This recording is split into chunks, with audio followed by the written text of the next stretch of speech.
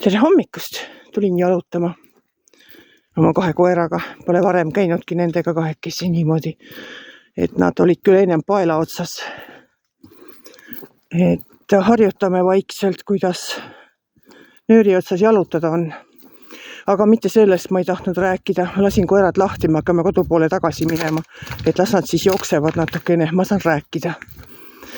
Ma ei pea nendega tegelema. Ma tahtsin rääkida tegelikult sellest, et pühapäeval jäin haigeks.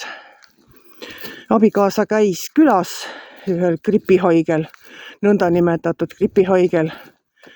Jäi ise haigeks ja siis muidugi mõne päeva pärast nakatusin ka mina. No see on selline tavaline külmetus. Külmetussümptomitega, et tohutu nohu. Isegi köha ei olnud. Minul tõusis palavik, temal ei tõusnud. Aga ma ei tahtnud mitte oma haigusest niimoodi rääkida haiguse pärast, vaid tahtsin rääkida sellest, kuidas mina seda haigust nagu ravin.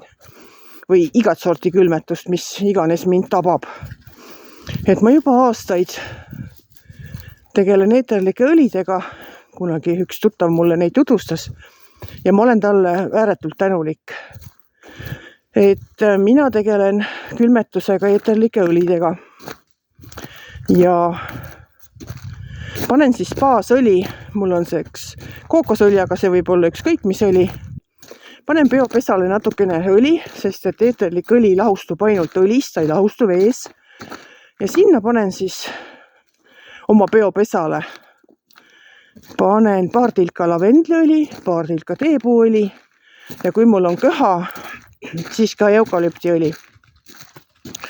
Igast õlist paar tilka ja siis ma lihtsalt panen oma käed peopesad vastamisi ja õrun selle endale peopesade peale ja siis kannan talle alla.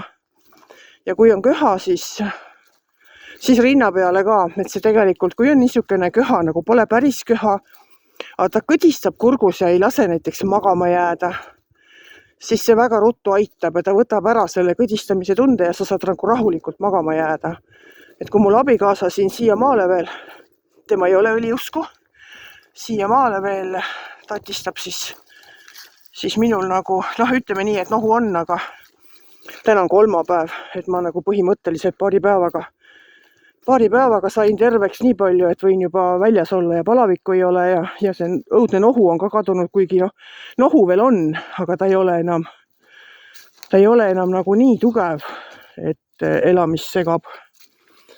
Jah, päike paistab selja tagant ja ma ei taha oma varju siia video peale, sellepärast te saate siin nüüd jälgida metsa, seda lumist teed. Et me siin ikka käime. Ma väga naudin neid jalutuskäike, eriti kui tervis lubab ja ilm on nagu nii imeilus kui täna, et tunnen ka, et panin juba liiga palju riideid selga, et täitsa palav hakkab siin päikese käes. Aga nii kui selle kurvi tagant me läheme edasi, siis päike enam ei paista ja see teine tee on täitsa jääs. Aga sellega praeguseks momendiks lõpetan.